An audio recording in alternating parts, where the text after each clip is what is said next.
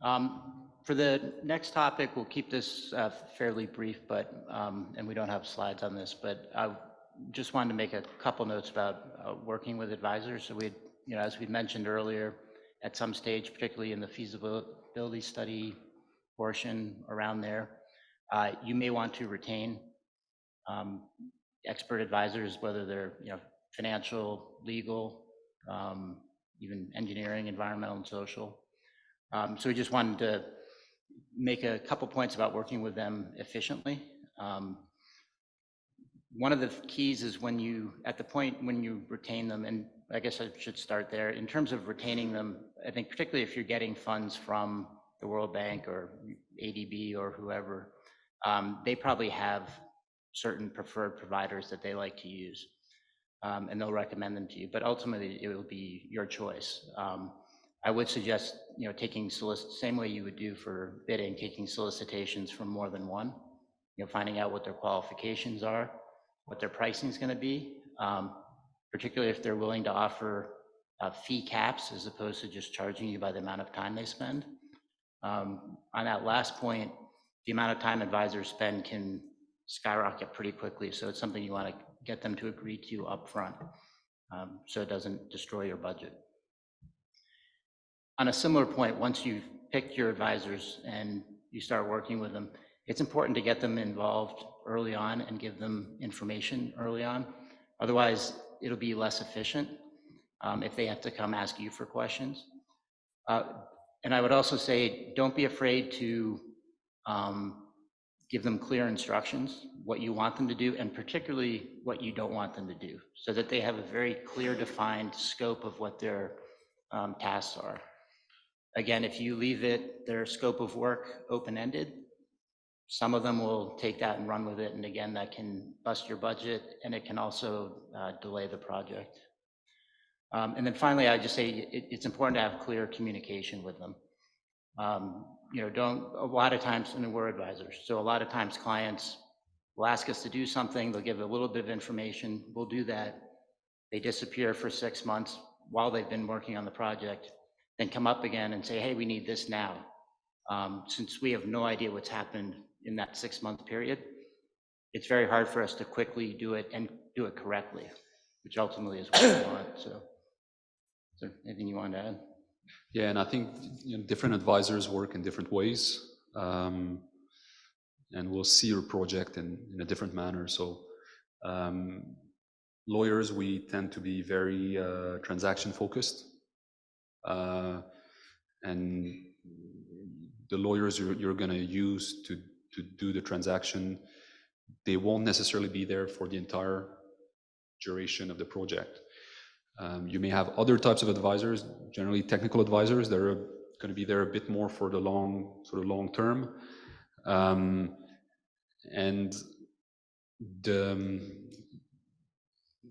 technical advisors, often they themselves work a bit as, I won't necessarily say consortiums, but the engineering firms tend to have their own staff, but then they will go and seek additional resources for specific aspects of a project, and they'll source individuals. So sometimes you end up having a very big team at certain stages of your project, because you've got several technical advisors that are involved. You may, if you're doing, let's say again, a hydropower project, you may at some point have engineers that are very knowledgeable in terms of building some aspects or evaluating how to do or how to procure a certain part of the plant.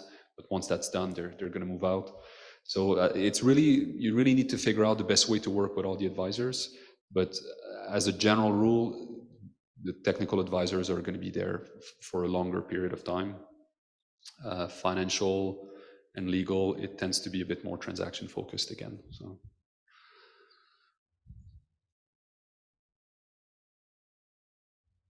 And advisors, again, as Tom said, you can, and in fact, it's often the case. You will work with World Bank or ADB to source advisors. They'll do it for you. They will pay for it in some respect. And these institutions have different ways of working with governments. So IFC has a certain approach to implementing and developing a project, slightly different from ADB, slightly different from others. So it's good to understand a bit all that, and to have someone who's a bit on top of how will the interactions with the advisors be occur during the life of the project. So that's things to bear in mind, I guess.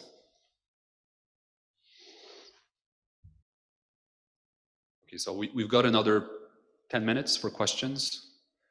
If you don't have any specific questions, we can always pick a topic and discuss it further. So again, if anyone has a topic that they'd like to discuss further, just let us know, and we've got a bit more time, and I think after that we're going to move on to next steps. And so I think gentlemen here.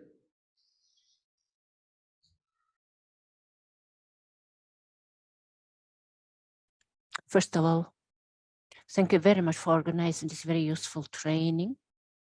Highly appreciate. For Mongolia concession law, we are actually shifting from concession law to PPP. We're in a transition currently. Timing is opportune for this training, focused on the civil servants in order to increase the knowledge and the awareness among the civil servants on PPP. It would be very helpful for our future work.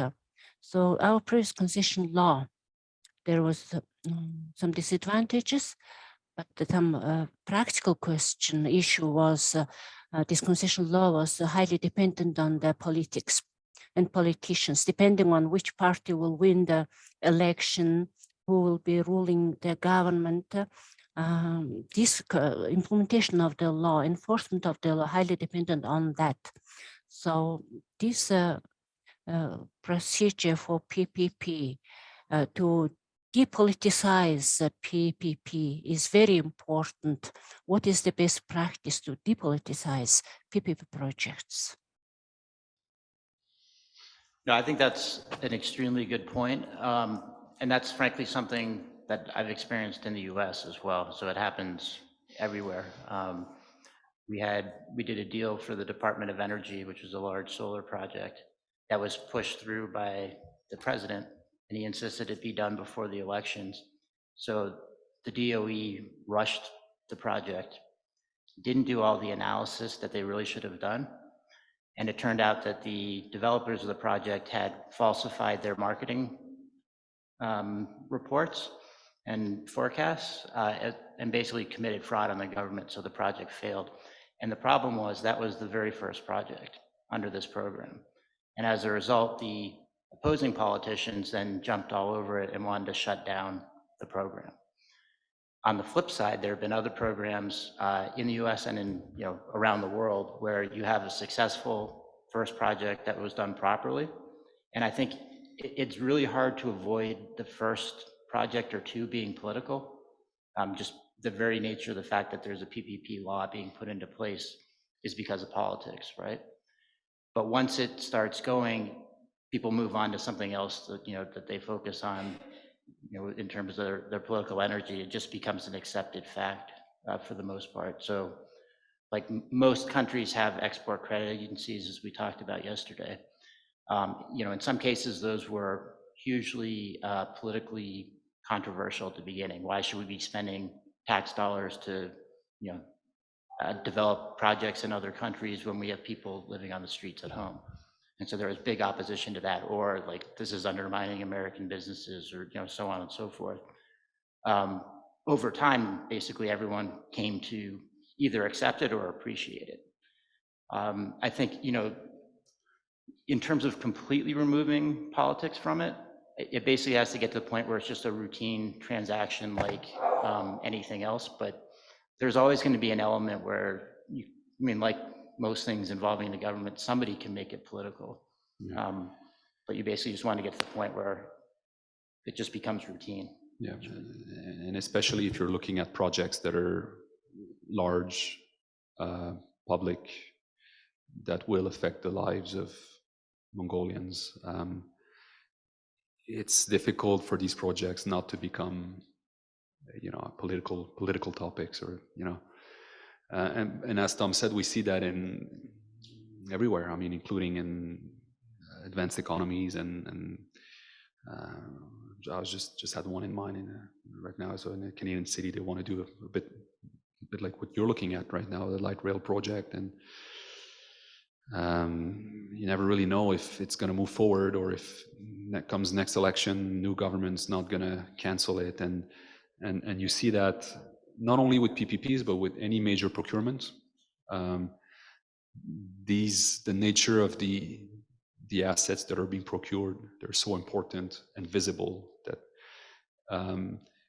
to completely depoliticize them is quite difficult. But maybe to go back to your question specifically, I mean, if you have a good framework as you're implementing, you're developing, and you've got clear, a clear procedure that needs to be followed to implement a project, to move forward with a project, then it doesn't prevent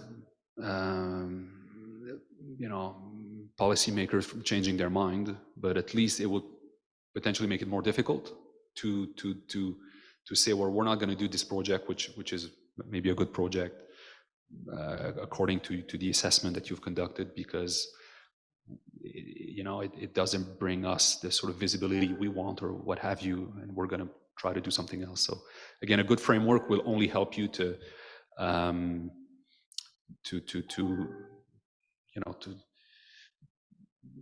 again try to dissociate the process from politics, but I honestly don't think there is a way to completely avoid this.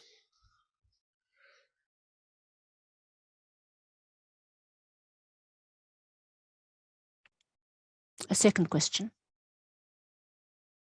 Thank you very much. So partners, financing aspects of the financing of the partners are explained early, and the interest of the investors. How to protect the interest of the investors, which scheme can be, mechanism can be used, and invested capital by the investors and the financiers, and what are the best practice on the potential dispute which may arise from the implementation of financial aspects of the project.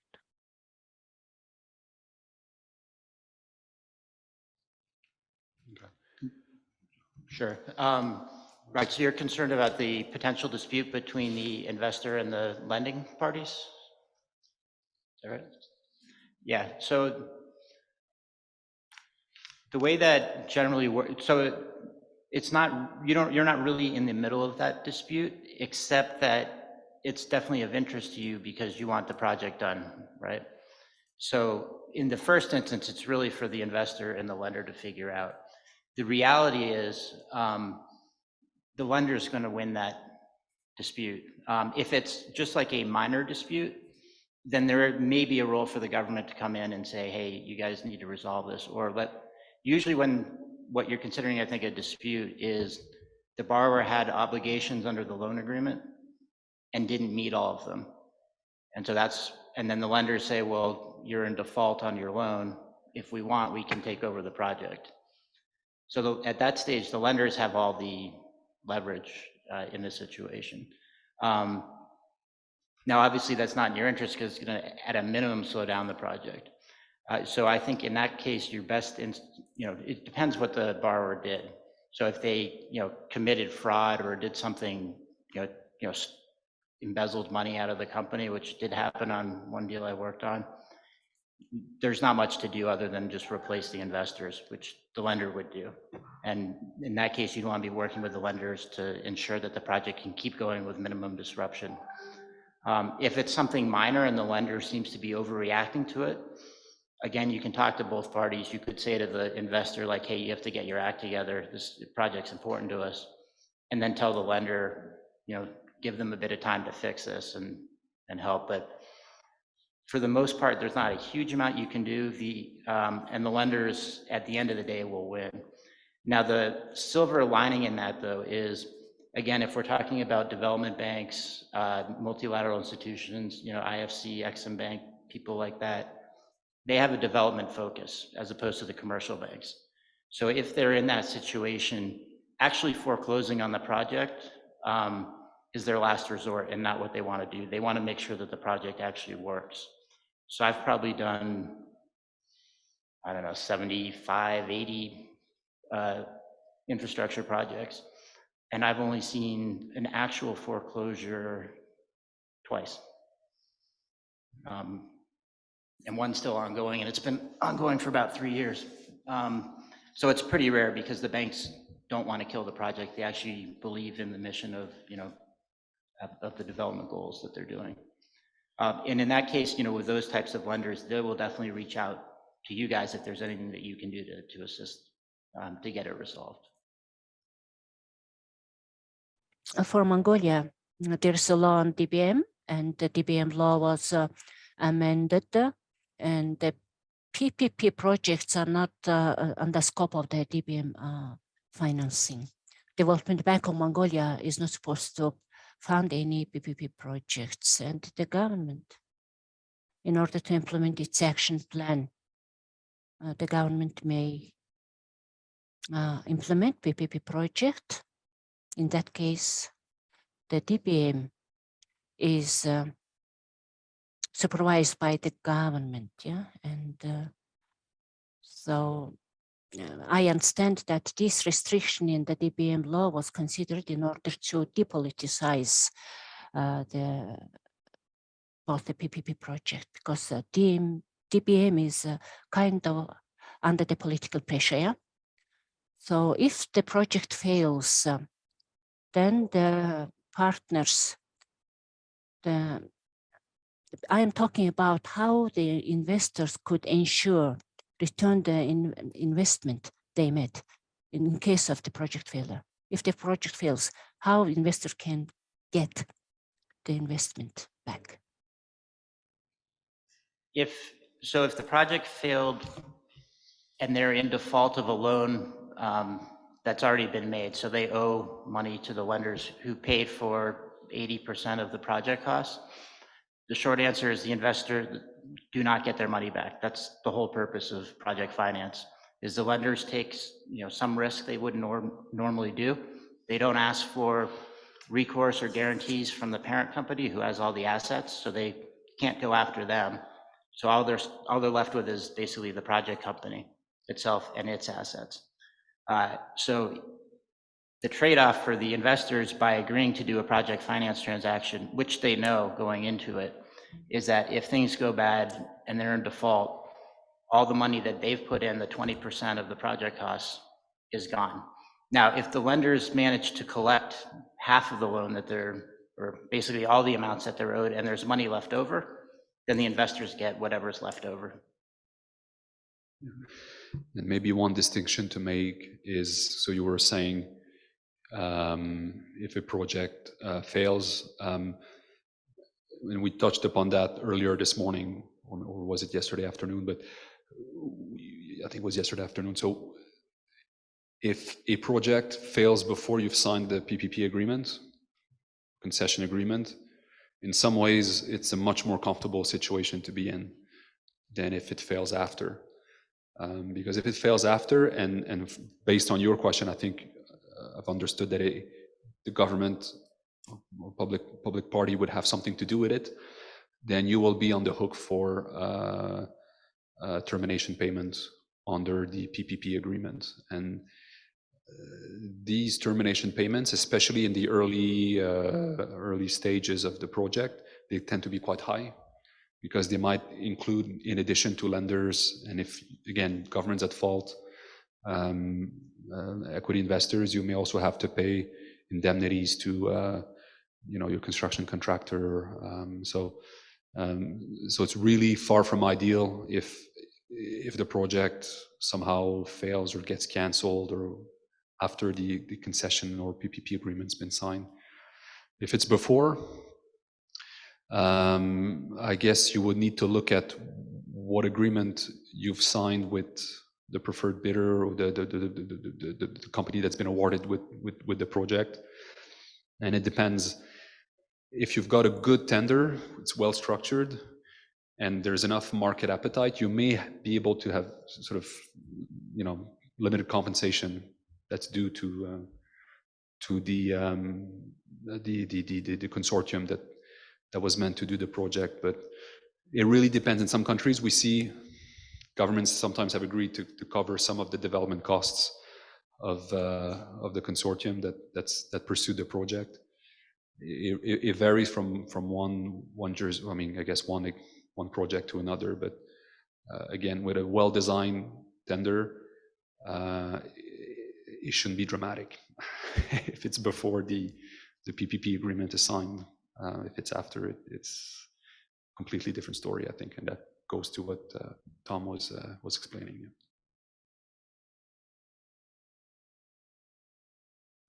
So you had very successful experiences of successful projects, some failed energy projects. Could you please elaborate on what was the issues of some failed energy projects? Lately, the investments are not very investors are very reluctant for the coal-based projects, energy projects. Yeah, I think that's a very good question, and I think it's very relevant to your situation. You're in a funny spot when it comes to energy because you've got access to pretty much unlimited coal, but now the appetite to finance and develop coal projects is quite limited. 10 years ago, it was different. 20 years ago, definitely very different. So now you've got, our best guess is there are very few countries or companies from specific countries that would pursue a coal IPP for environmental reasons, obviously, and climate change and all that. In some ways, there's a logic to pursue, as I understand it, there's a logic to pursuing coal IPP in Mongolia, but could other projects be put forward so as to increase the pool of project participants, lenders, but equity investors too. So that's something to consider.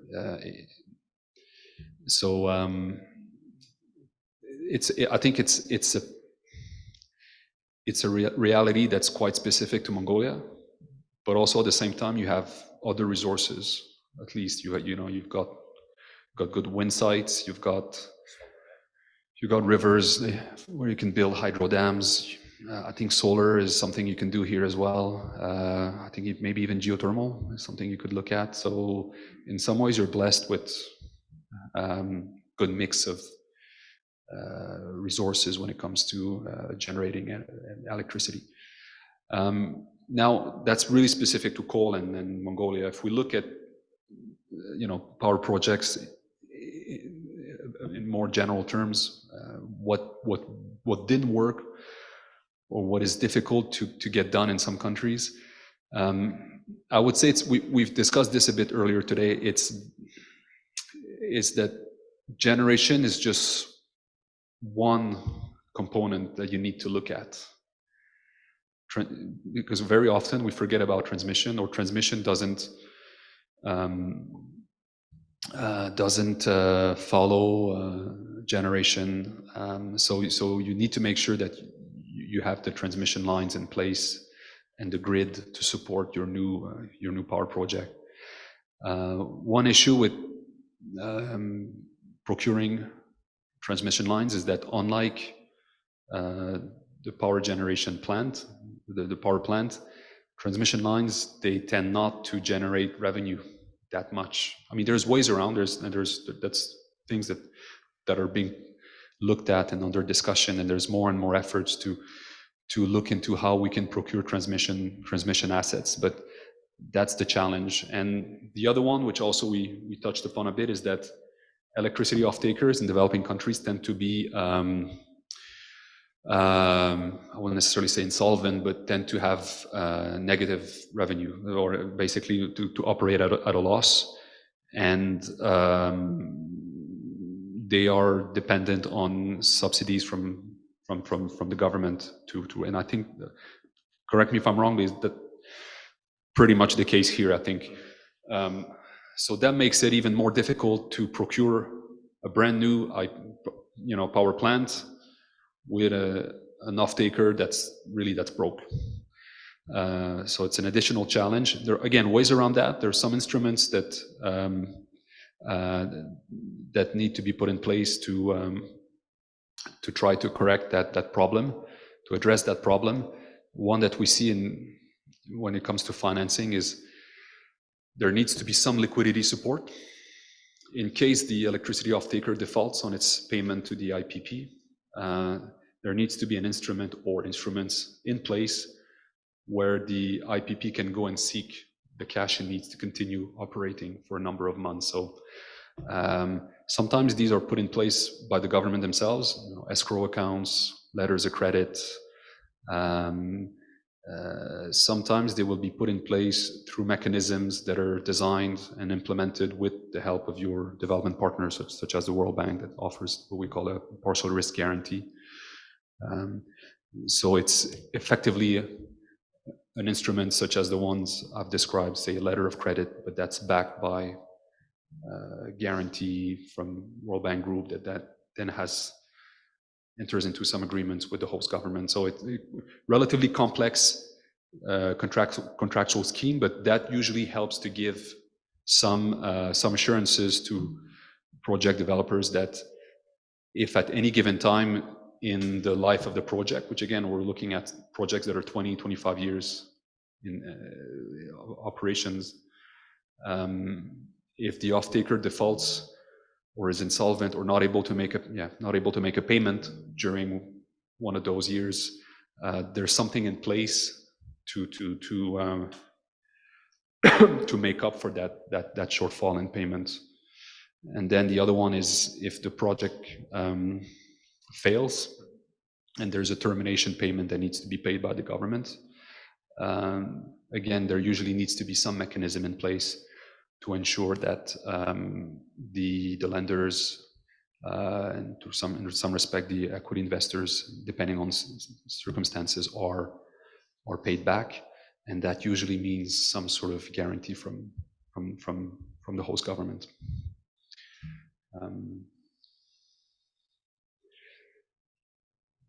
But it works. It works, but it doesn't work all the time. No, I mean, I'll just add to that. I think if you're talking about post-construction, so in the operation period, not too many of the projects I've worked on have completely failed. Sometimes they get stalled for a little bit in the operation period, but for the most part, I mean, the only one that completely died was in Iraq, and it was overrun by insurgents. So I think you don't have that problem. It's probably not much of a risk. The single biggest issue, though, is on the payment side, and that's true whether or not you're using, if you have a government-owned off-taker or if you're doing a market system. So, I mean, as Max said, I mean, probably the single biggest issue we come across in operating power projects is the off-taker's credit risk. Because, at some point they just default on their debt, and then if you don't have a treasury guarantee or the treasury doesn't want to pay it, then, the project's no longer economic to operate, and so it'll shut down, right? Because they're not getting any money. On the flip side, you say, okay, well then let's do a merchant system or free market for energy. There, the projects fail because they become outdated and too expensive, and so their energy is too high. So like I can think of 3 power projects that were heavy fuel oil that all of a sudden basically were never being dispatched because the oil prices went up in the air. During the construction period, the biggest risk, frankly, is change of law or regulations. So in Turkey, for example, when we were doing the Beymina power project, which powers, it's like 500 megawatts, I think, it powers Ankara. 500? So we'd gotten, like, pretty much everything was going along. It was the fifth power project, so it was like, the process was pretty straightforward, everyone was going. And then Turkey, as part of their kind of deregulation, completely changed the law. And that took a year and a half to sort out before the lenders were willing to finance. But it did get sorted out. And, similarly, issues getting permits or, operating licenses, things like that can delay a project, but I don't think I haven't had any that where it's completely killed them. In the Turkey example, the sponsors went ahead and actually built the plant before they got the financing. So it was, when they got the money, it was basically ready to operate.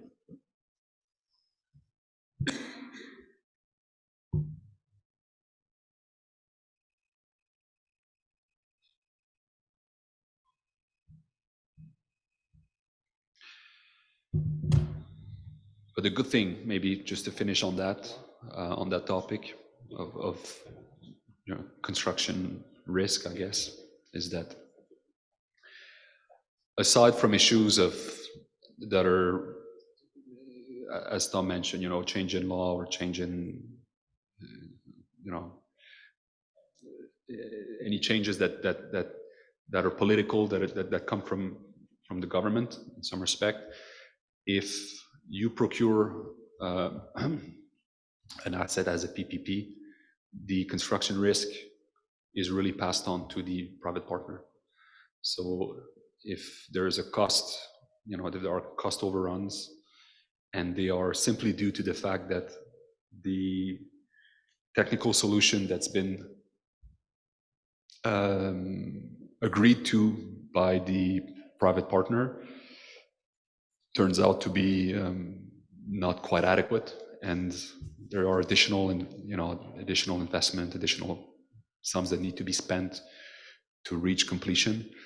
That's passed on to the private partner. Unlike a traditional method of delivery, a procurement, design, build, where if that were to happen, any cost overruns would be generally absorbed by the government. So that's one of the advantages of PPPs again. So when we've looked at some elements of PPP, such as implementation timeline, which can appear quite long, but it's good to go back to maybe that discussion we had yesterday on the PPP advantages, not just the disadvantages. So that's just something to bear in mind, I guess.